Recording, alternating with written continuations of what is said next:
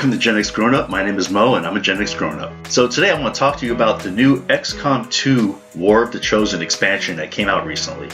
I've been a big fan of this Xcom franchise since it started, and I think that this expansion has really delivered on really pushing the game and making it even better than what it was. The Xcom franchise has a pretty long and noble history in the gaming community.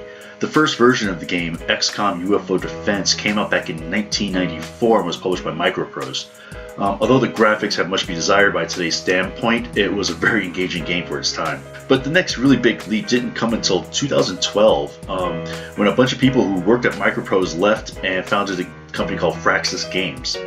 They published a reboot of the original Xcom called Xcom Enemy Unknown, which really improved the graphics, gameplay, added a really good storyline to the whole thing so it actually had a beginning and end, and just made it into an extremely popular game that won numerous awards. So then in 2016 came Xcom 2, no subtitle, which basically they just took what was good in Xcom, kept that, added a bunch of stuff that was even better on top of it, and just made a better game. So that brings us to today, where they just released an expansion to XCOM 2 called XCOM 2 War of the Chosen. In XCOM, you're fighting an invading alien force. In XCOM 2, you're fighting an alien occupation because we essentially lost the war.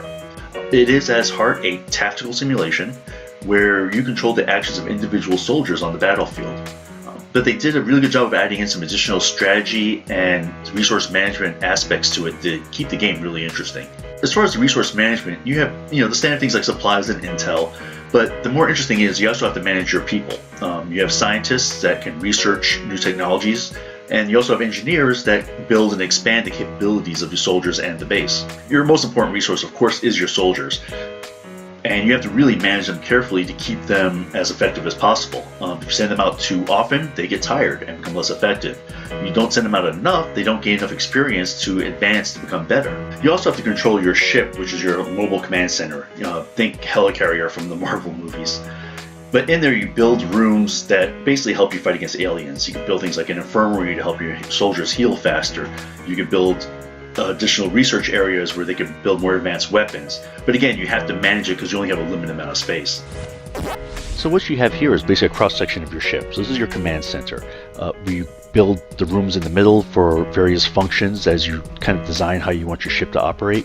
You have your standard rooms up here, like your commander's quarters, where you can look at things like your objectives and reports and basically see what your current orders are.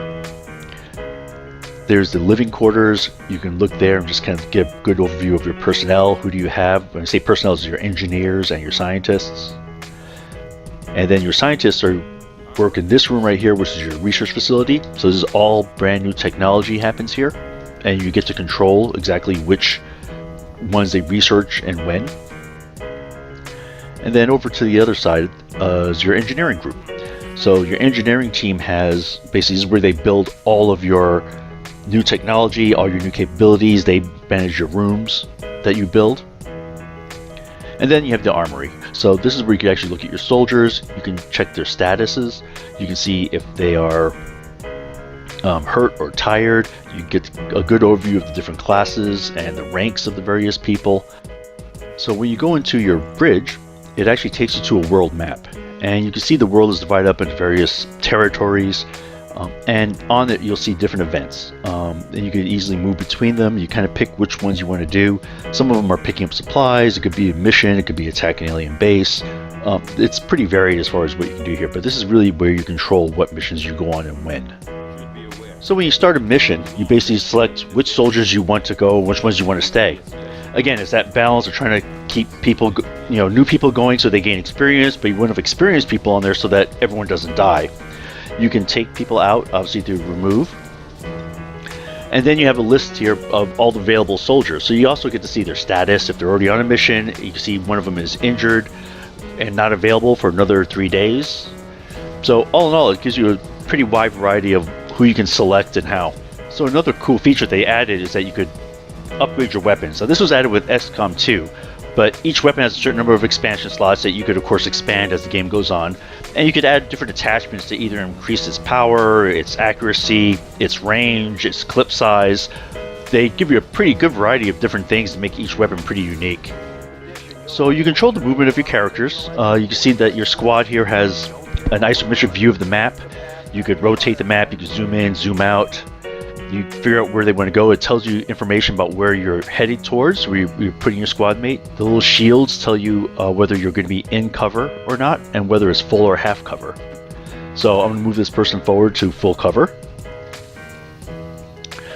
And here you can see the new addition to the game, which is the Lost. So this city has basically been abandoned, was taken over by the aliens, and for some reason we got these zombie-like creatures here. It actually is a pretty neat addition to the game. It keeps the action pretty high.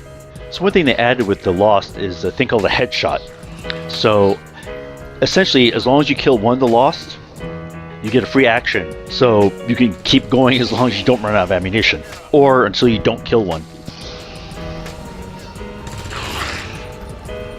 So another addition to the game, this is probably the biggest addition, is the Chosen, which are basically just 3 super strong abilities aliens. Each one has its own strengths and weaknesses, and they show up randomly just basically to ruin your day. So one of the new characters they've added is a skirmisher, and they have this neat ability, kind of like Just Cause 3, where they can grapple into enemies and attack. So they've also added a class called the Reapers, which are kind of snipers with a lot of stealth added to them. So the third group they added are called the Templars, which I guess are like psychic warriors. I guess maybe the best way of describing them. The interesting about them is that they have this psychic attack, and the more they use it, the stronger they get. So during a mission, they progressively get better and better. So would I recommend this game? Yeah, absolutely I would, especially if you're a fan of the XCOM series. I would say that if you have never played any of the XCOMs, especially XCOM 2, I would say play that game first before getting the expansion pack, because they definitely went with a more is more attitude here. There's more maps, more characters, more missions, more things for you to manage, everything. Again, so if you're a fan of the XCOM and you go into this, you're just looking at the additions, that's all you have to learn. Whereas if you had to learn all of this from scratch, I think it would be pretty overwhelming. And so using our token rating system, I guess I would have to give this one probably 4 tokens out of 5. Like I said, if you're a fan of the XCOMs, you're going to love this game. Hey, thanks for watching. I'd love to hear what you think, so please leave comments below. And if you like this video, give it a thumbs up, and don't forget to share this with your friends. And remember that just because you get older doesn't mean you have to grow up. Don't you know that